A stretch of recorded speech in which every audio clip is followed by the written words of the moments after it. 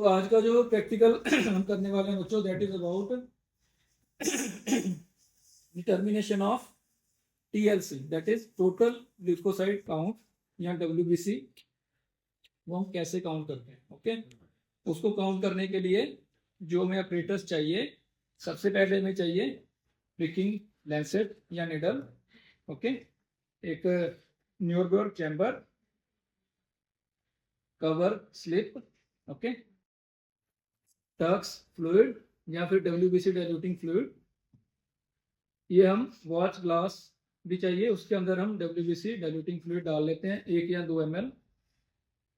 Okay, और हमको चाहिए WBC pipette. Okay, this is the WBC pipette. WBC pipette के फीचर समझ लो।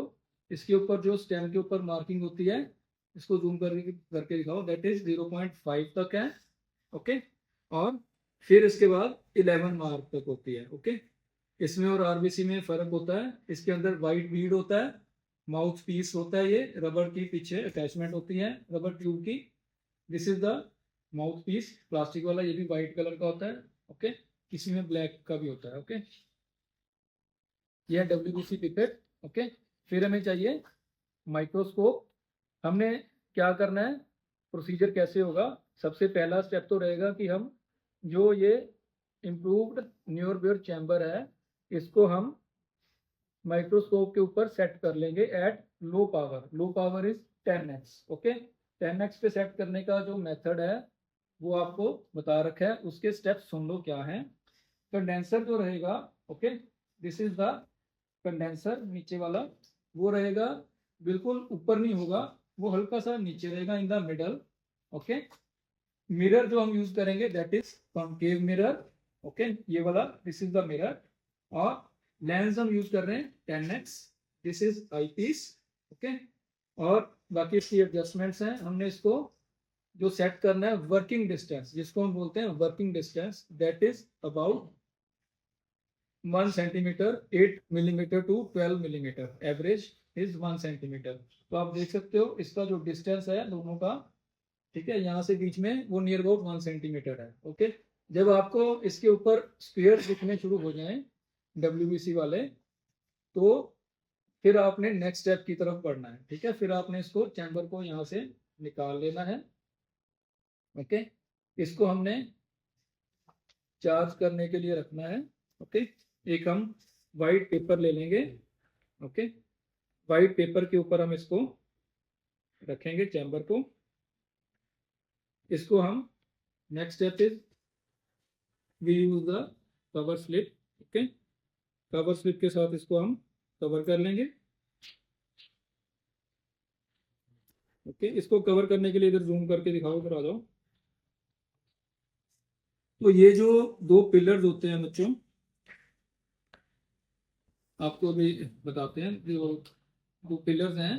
ओके, ठीक है, ये एच शेप होता है, this pillar and this pillar. इसके ऊपर हम कवर स्लिप को रखते हैं, जो इसके बिल्कुल पैरेलल होती है। ठीक है, जो इसकी जो एज है वो इसके पैरेलल है। जो बच्चे नहीं दिखाई दे रहा, खड़े होकर देख लो। ओके, तो यहाँ पे हम इसको कवर स्लिप को रखते हैं। ओके, मेरे को पेपर प्लेन वाला दे दो। Okay, like this.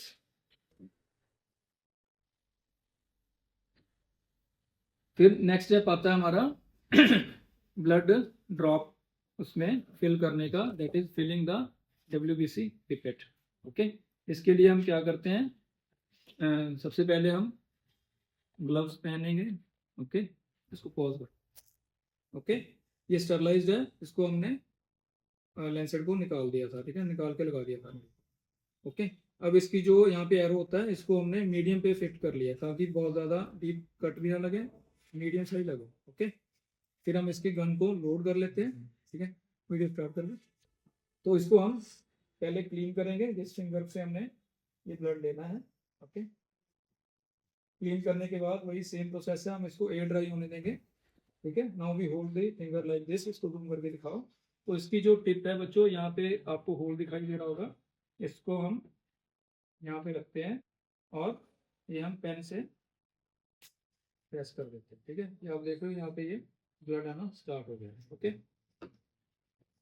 इसको हम पहली ड्रॉप को डिस्कार्ड कर सकते हैं। ओके, फिर हम जो पिपेट है इसको हम फिल कर लेते हैं। ओके, कहाँ तक हमने फिल करना है इसको?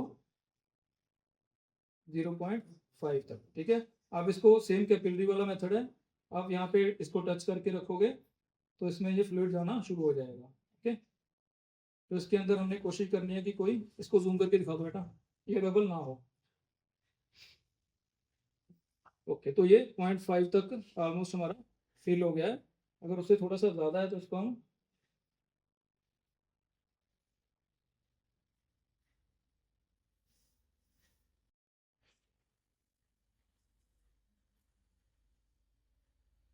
डिस्कार्ड कर सकते हैं। ओके, तो ये 0.5 तक भरने के बाद सेकंड स्टेप इज, हम इसमें टिश्यू टर्क फ्लूइड जो है इसको सक करेंगे।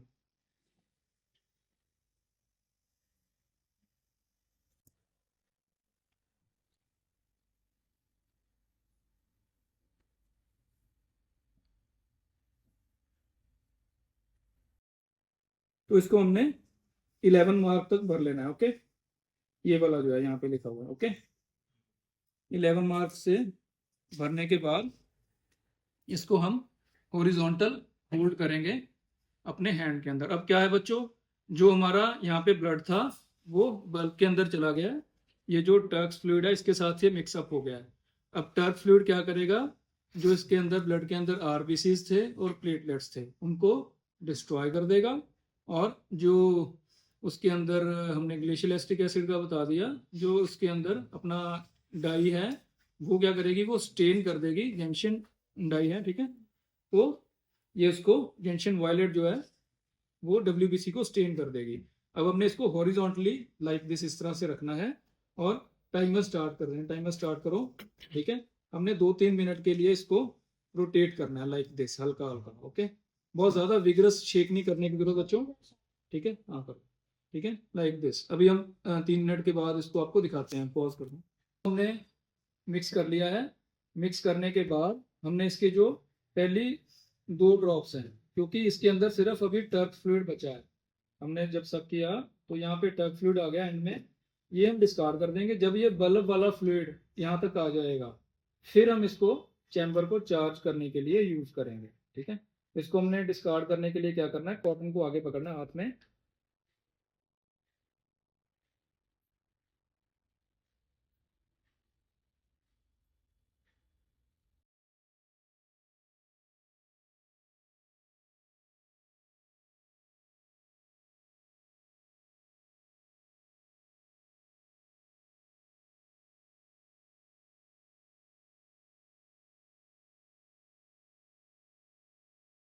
ठीक है, अब मैंने इसमें से 2-3 ड्रॉप्स जो हैं डिस्कार्ड कर दिए हैं। ओके, अब जो बल्ब वाला फ्लूइड था वो यहाँ तक पहुँच गया है।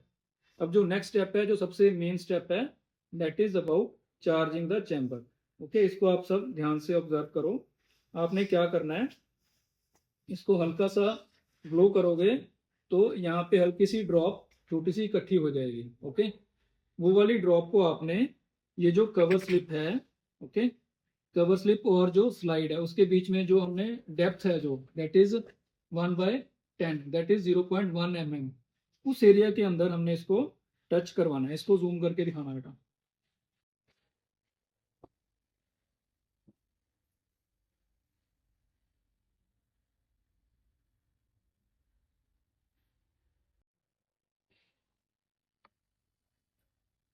ठीक है, this is the charging of chamber. वो उसके अंदर कैपिलरी एक्शन हुआ, वो उतना एरिया ऑलमोस्ट अपने आप उसने फ्लूइड को सक कर लिया और वो भर गया। ओके, वो आपको ब्लू ब्लू दिख रहा है ना, ये चार्ज हो चुका है। अब क्या करोगे आप, इसको साइड पे यूज कर सकते हो, इसको आप दूसरी साइड पे भी कर सकते हो यूज। ओके, इसको आप साइड पे रख दोगे। ओके, नेक्स्ट स्टेप इज, हमारा माइक्रोस्कोप रेडी होना चाहिए। हम इसको आराम से उठाएंगे ताकि ये हिले नहीं, और इसको हम अपने माइक्रोस्कोप के ऊपर रख देंगे। ओके, रखने के बाद जो मेटल प्लेट है उसको हम इसमें टाइट कर देंगे। ओके, तो ये करने के बाद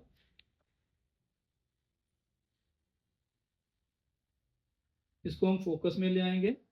ओके, अब हमारा नेक्स्ट स्टेप स्टार्ट होगा, that is for counting. Okay, इसको हमने 2-3 मिनट के लिए सेटल होने के लिए छोड़ देना, ठीक है। फिर हमारा फाइनल स्टेप स्टार्ट हो जाएगा, दैट इज अबाउट काउंटिंग। अब काउंटिंग का आओ इधर जूम करके ब्लैक बोर्ड की तरफ, आपको दिखाते हैं कैसे काउंट करना है। ओके, इधर जूम कर लो बेटा।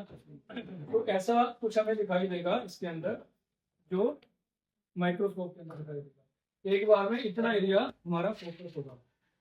हमारे पास 4 WBC एरियाज होते हैं, W1, W2, W3, W4। ठीक है, चारों के अंदर हमें 16 स्क्वायर होते हैं। एक WBC स्क्वायर के अंदर 16 स्क्वायर होते हैं। इसका एक का जो एरिया है, surface area, that is 1 millimetre square. Okay, तो चारों का मिला के बन जाएगा हमारा 4 millimetre square, that is 4 mm square. ये इसकी कैलकुलेशन है। और हमने एक काउंट करने के लिए पहले लिखना है, जैसे W1 ये लिखा हुआ है कि हमें यहाँ पे कितने सेल दिखाई दे रहे हैं। हमने टोटल चारों के अंदर मिला के 64 स्क्वायर्स काउंट करने हैं। ओके, एक के अंदर 16 स्क्वायर्स काउंट करने हैं, 16 हमें काउंट करने हैं। तो उसको काउंट करने का तरीका है कि हम जिगजैग पैटर्न में जाएंगे। हम जिगजैग पैटर्न में जाएंगे इस तरह से, ठीक है। एक कॉर्नर से स्टार्ट करेंगे नीचे की तरफ बढ़ते हुए, ताकि दोबारा से काउंटिंग ना हो। ओके, एक खाने को एक ही बार काउंट किया जाए। जैसे एक खाने में हमने काउंट किए, हम लिख लेंगे 1 इज इक्वल टू 3। एक फर्स्ट में दिखाएंगे 3, फिर 2, 4, 5, फिर नीचे को आ जाएंगे। इस तरह से हम जाएंगे। ये हम सारे 16 के 16 लिखने के बाद एंड में आके इसका टोटल कर लेंगे कि टोटल हमारे पास सपोज 50 आ गए W1 में, दूसरे में आ गए 25, तीसरे में आ गए, ठीक है, 30, जितने भी आए, ठीक है। W1 में इतने आए, W2 में कितने आ गए, W3 में कितने आ गए, W4 में कितने आ गए। ओके, फिर टोटल काउंट करने के लिए क्या करेंगे, W1 + 2 + 3 + 4, वो हमारे पास आ जाएंगे N। N मतलब number of cells, number of WBC।